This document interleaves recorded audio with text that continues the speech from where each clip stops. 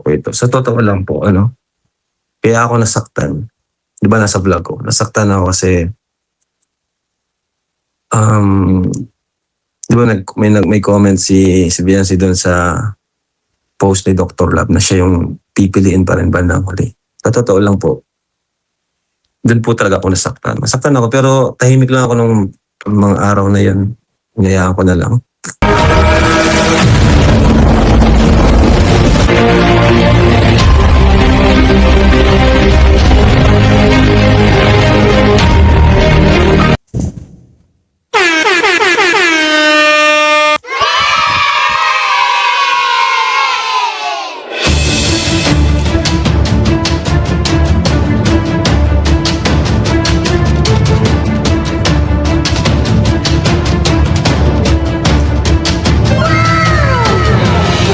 Sound check.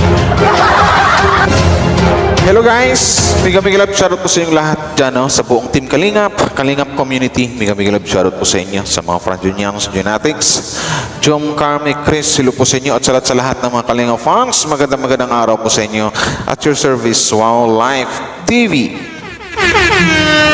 So ito na guys, another video reaction po ang gawin natin ngayon sa panibagong araw na to. Pero bago tayo magsimula guys, maraming salamat pala sa nakasupport kay Wow Life TV. Salamat sa mga nakasubscribe, sa mga nakasupport dyan, sa mga nag-like and share. Thank you very much po sa inyo.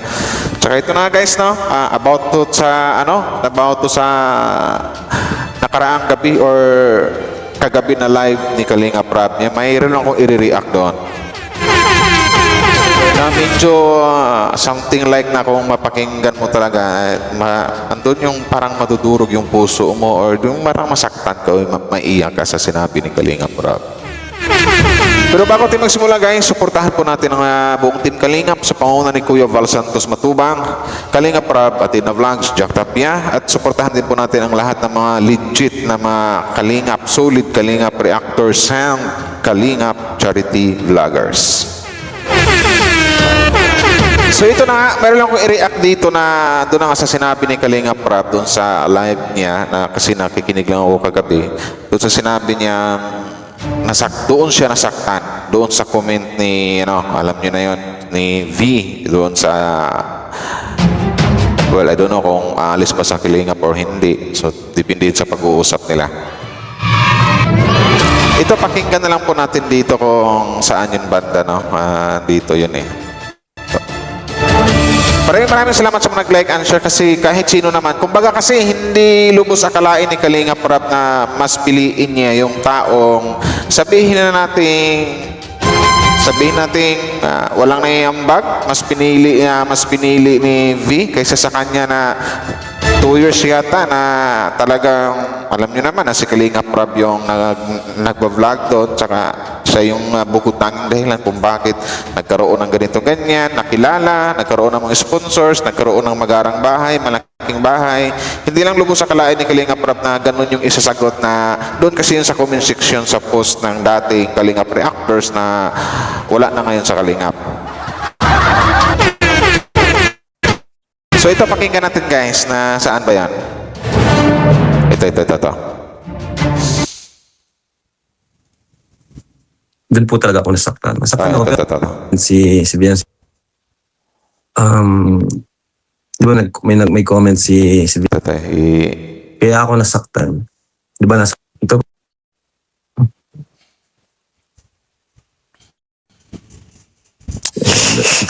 po ito. Sa totoo lang po, kaya ako nasaktan. Di ba nasa vlog ko? Nasaktan ako kasi di ba may comment si Biancy doon sa post ni Dr. Lab na siya yung pipiliin pa rin bandang huli. Sa totoo lang po. Doon pa lang, kahit sino naman, kahit naman ako si Kalinga Prab, masasaktan din ako doon sa masasaktan din ako sa comment na yun. Na alam naman ni Biancy, or hindi natin magitin plus, sorry. Alam naman ni V na kung sino yung taong dahilan, kung bakit siya nakilala, kung bakit nagkaroon siya ng maraming fans, supporters, something like that, nagkaroon ng mga ganito, ganyan, na bago ang buhay. So hindi lubos sa kalain ni Kalinga Prab na mas pipiliin ni Viancy yung taong sabihin natin na although hindi naman talaga sakali si Mang Iking yung naka-scout sa kanya, di ba? Alam ko namang alam nyo yun kung sino yung naka-scout. So kahit sino, malulungkot talaga at mabibigla talaga sa mabibigla doon sa sagot or doon sa comment ni Viancy. Doon po talaga ako nasaktan. Nasaktan ako pero tahimik lang ako ng mga araw. Oo naman, kahit sino masasaktan talaga doon sa ano. Kahit sino eh. Kumbaga, ando na yung mapaisip ka eh. Bakit mas pipiliin mo yun yung taong sabihin natin na sabihin natin wala namang naitulong, na alam mo naman na ako yung nakatulong. Ako yung nakatulong sa'yo. Kung bakit nasa taas ka ngayon, ako yung bukod nanging dahilan kung bakit nakilala ka ngayon. Di ba? Hinayaan ko lang. Kasi, ba't ako nasaktan? Kasi, parang nabaliwala yung mga pinaghirapan ko. No? Parang gano'n Kalingap Rab, parang nabaliwala talaga. Huwag i-bash si Viancy. Pag gano'n talaga Kalingap Rab.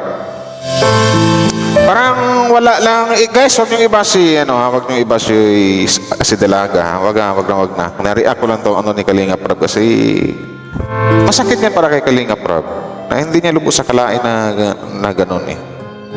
Kumbaga, something like na parang baliwala lang sa kanila or baliwala sa doon sa natulungan niya yung lahat ng mga effort, yung lahat ng pagod, yung lahat ng nagawa niya. Kung bakit nakilala tong batang to.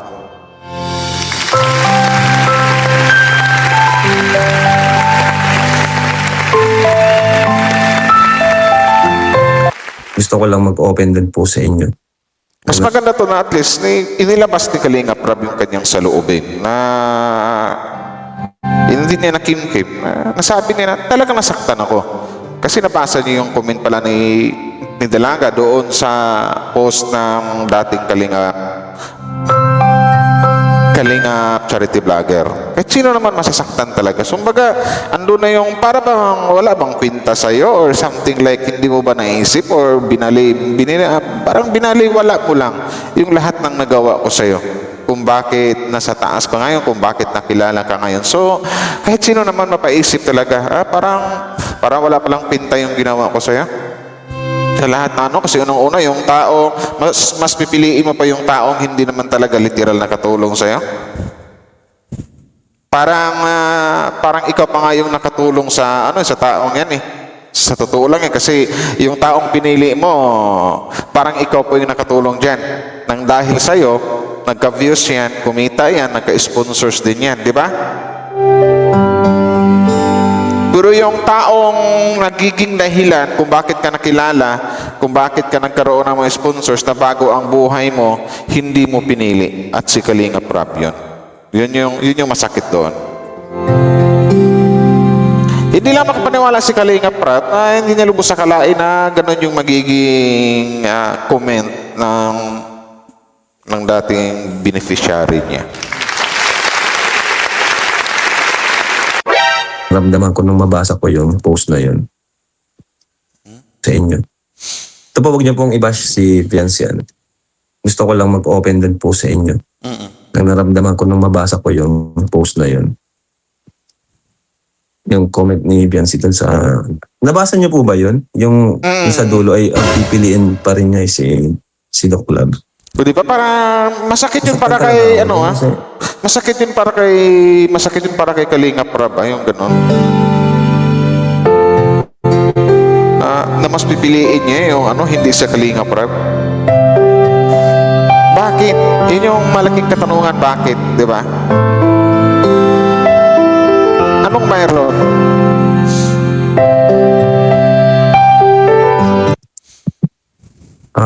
Sa totoo lang, mas nakatulong pa kay Doc si Viancy. Totoo yun. Kaya na sinabi ko kanina, mas nakakatulong pa si V kaysa doon kay Dr. Lab. Sa totoo lang. Nang dahil dito kay V, alam nyo na talagang nagkaroon din ng maraming views, nadagdagan subscribers, kumita si Dr. Lab, nagkaroon ng sponsors, nang dahil kay V. Diba? Pero ang ano kasi dito, kung iisipin natin, hindi man lang pinili ni V yung taong bukod tanging dahilan kung bakit nakilala siya, kung bakit nagkaroon siya ng maraming fans, supporters, nagkaroon ng sponsors, at nabago ang buhay. Uulitin ko, hindi ito panunumbat, ha? Baka sabihin na naman, nanunumbat naman. Hindi ganyan ang Kalingap, hindi nanunumbat ang Kalingap. So, andun na yung naglabasan din ng saloobin si Kalingap Rab kung bakit ganon. Nasaktan din siya kung bakit ganon yung comment or ganon yung sagot ng isang video sa comment ni Dr. Lab, di ba? Hindi lubos sa kalain ni Kalingap Rab. Ha? So, masakit yung para kay Kalingap Rab.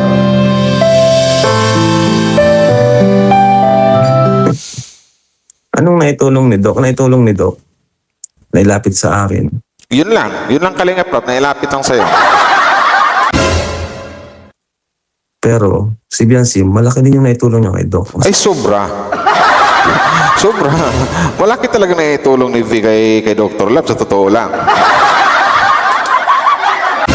Nakatulong pa nga siya kay Doc. Ang daming naipundar ni Doc dahil kay Biancy. Yun ang real talk. Yun ang pinaka-real talk doon. Di ba? Kaya nasaktan ako, bakit mas pinili niyang, parang mas grabe yung pasasalamat niya kay Doc, pero sa akin. Yun din ang... Anong ganun ba? Yun din ang nakakapagtaka, Kalingap Rab. Ikaw yung nakatulong, pero... kumbaga, something like na palaisipan. Bakit? Grabe yung pasasalamat niya or mas pipiliin pa rin si Dr. Lab na kung susumahin natin na siya pa yung nakakatulong kay Dr. Lab, hindi si Dr. Lab yung nakakatulong sa kanya. Kasi sino bang nag-vlog ka, Biancy? Walang iba kung si Dr. Lab. Si Kalingap Rab. Ang ginawa ni Dr. Lab before nung kasagsagan ng Love Team, BTS, behind the scene. Laging thumbnail, Biancy, kundi yung partner ni Biancy. Yung tinatawag na baby boy ni Dr. Lab, di ba? Yun yung laging thumbnail. Every live, thumbnail, Biancy. Every live, thumbnail, Biancy. Kundi yung partner ni Biancy, ganon. Behind the scene, BTS. Sila naman mag-asawa, di ba? Pero nakakadismaya lang kung bakit mas pipiliin ng dalaga na to ang isang Dr. Lab na ang bukod tanging nakatulong naman sa kanya ang Kalingap. Val Santos Matubang, Kalingap Rab, di ba? Yun hindi nung bata. Kumbaga hindi kumbaga ipaalala lang natin. Baka nakalimutan or baka nagkamali lang. Wag mong kalimutan na yung nakatulong sa iyo itong komunidad na to. Val Santos Matubang, lalong-lalo na si Kalingap Rab, di ba? Pero hindi pa nung bata, guys, wag nang iba si Biancy gaya ng sinabi ni Kalingap Rab. Kung sino pa yung taong kumalaban sa Kalingap, mas yun pa yung pipiliin. Kumbaga, I smell something, ano bang mayroon? Ano bang mayroon, di ba? Ano? Doon talaga ako nasaktan. Sa part na yun. Okay na sana kung wala yung... Saka ang dami rin nag-comment. Saka dahil din dun sa comment na yun, muling nag-apoy. Kasi okay na yung vlog eh. Tapos na yung vlog. Okay na, tapos na. Ang ganda na ng vlog. Oo, kasi may closure na yan. Ganda ng vlog. Nagkapatawaran na. Wala na, nag-uusap na sila ng masinsinan about sa ito. Ganyan, closure na. Nagkamayan pa nga, di ba? Pero ang malaking katanungan dito, bakit for how many days? May ilang araw lang yata, isang araw, dalawang araw. Yun, issue na naman, puro na issue. Yun yung nangyari.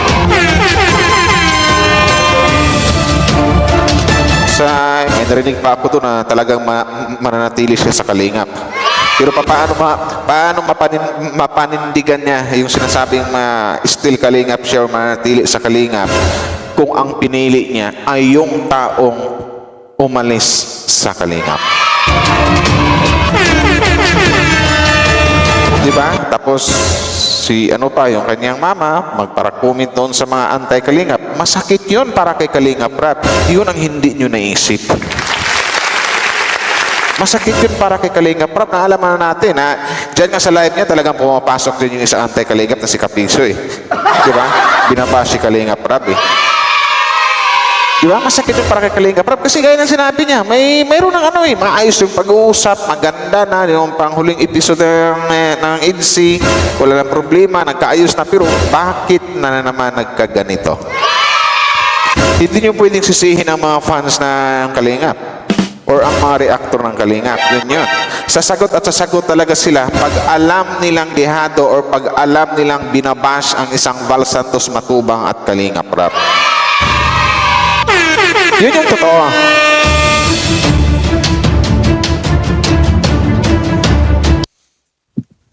Nabilib yung tao kay Biansu. Pero dahil sa comment na yun, ayan, nabutasan na naman tuloy sila. Oo, kahit sino mga fans talaga, nang dahil dun sa kommentang dalaga, mabubutasan at mabutasan sila. At malamang na malamang, marami talagang magsasalita ng hindi ng laban sa kanila talaga nang dahil sa comment. Mawiwin lang at mabibigla yung mga Kalinga fans, lalong-lalo na yung mga reactors, mga Kalinga reactors. Bakit ganon? Pwedeng sabihin agad, rikta agad na sasabihin. Pagkatapos ng lahat ganyan-ganti mo, mas pipiliin mo yung taong lumaya sa Kalingap. Mas doon ka pumanig, mas pinili mo yung taong kumalaban sa Kalingap.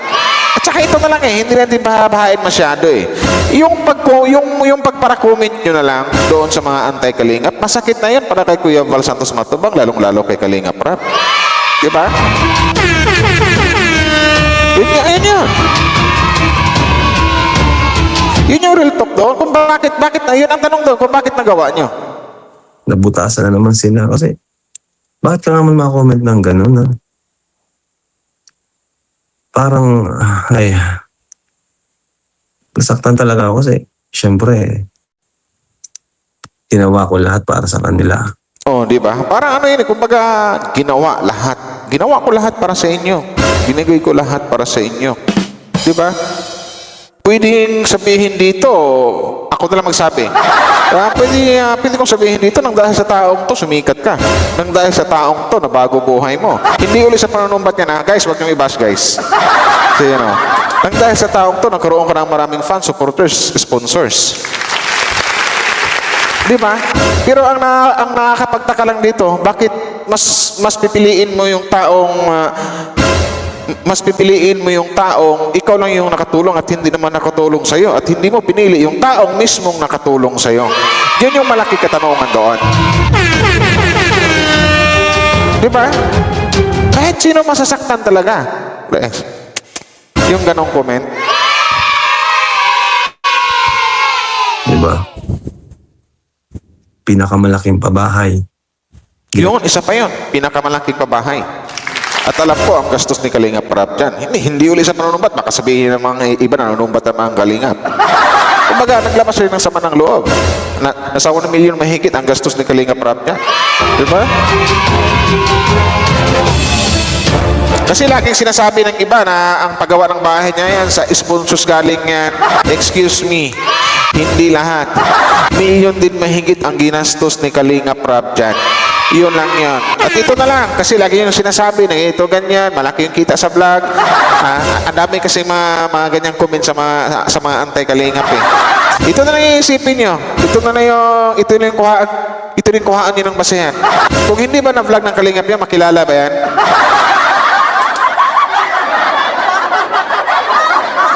Makilala nyo rin ba yan kung hindi na-vlog ng Kalingap? Kung hindi natulungan ng Kalingap, kung hindi na-vlog ng Kalingap Rap? Yun na lang.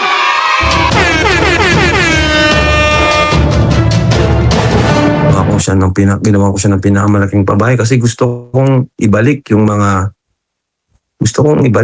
syempre ako naman nag-views naman tayo. Diba, nagkakaroon tayo ng views. May mga nag-sponsor naman. Gusto kong ibalik yun. Na sige, palaki natin yung bahay mo kasi yung kinikita naman din natin sa pagbablog. Gusto ko maging makita nila yun na binibigay ko sa iyo. Diba? Yun na nga eh. Kumbaga, Doon na yung sa puntong, ikaw na yung gumawa ng ano, ikaw na yung tumulong, ikaw na yung nag-effort lahat, pero sa bandang huli, masama pa rin yung ano, yung masama yung tingin ng iba sa iyo, Kalinga Prab. Yun yung mahirap doon.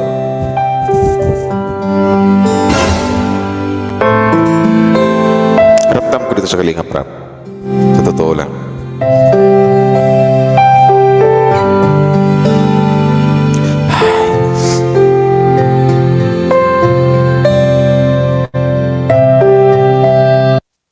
Nilabtin, inano ko kay Eds para, kasi that time, wala talaga, walang ano. Sobrang halos siya ata yung pinaka mahina yung views, ano. Ayun. Nagkaroon ng mga views yan. Nakilala yung nagkaroon ng love team talaga. Yun yung totoo. Real talk.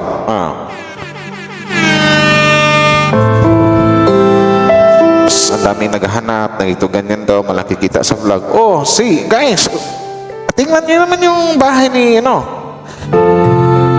bahay ng babae kung gaano kalaki. Gaya ng sinabi ni Kalinga Prab dyan, hindi ko lang yan dito, hindi ko lang iparinig na mga 3 million yata, mga 3 million ang gastos niyan. Sa kanya dyan, 1 million mahigit. Tapos sasabihin nyo sa sponsors lahat. May mga ibang sponsors kasi, ito real talk lang may mga ibang sponsors kasi na, sa bagay, may mga sponsors kasi na hindi mo alam na yung mga hidden agenda. Hidden agenda. Kung bakit bigay ng bigay, ito ganyan, hanggang sa bandang dulo, parang aangkin na nila. Parang ando na yung mga hawak na sila sa liig. Kaya tama lang yung rules ni Kalinga Prab at ni Kuya Val na bawal makipag-usap ang mga beneficiary sa mga sponsors. Masusunod ba? Hindi. Kasi pwede kong i-connect dito Pwede kong i-connect dito yung comment ng dalaga, si V, kung bakit mas pipiliin pa niya si Dr. Love. Mas pinili pala niya. Talagang pinili na niya si Dr. Love kaysa dito kay Kalinga Prab. Pwede kong i-connect doon sa sponsor. Alam niyo na siguro kung anong ibig sabihin nun. Di ba? So yun yan. Marami kasing nasisilaw sa pira. Dahil dito, nabaliwala lahat yung mga pagod or something like mga effort ni Kalinga Prab para sa batang to. Guys, ulitin ko, huwag niyong i-bash. Huwag niyong i-bash ang bata. So yun lang guys, hanggang dito na lang. Maraming salamat po sa inyo. Hindi ko na pahabain to. Maraming salamat sa mga like and share. Suportahan po natin ang buong team Kalingap. Val Santos Matubang, syempre Kalingap Prab. One Kalingap, one family.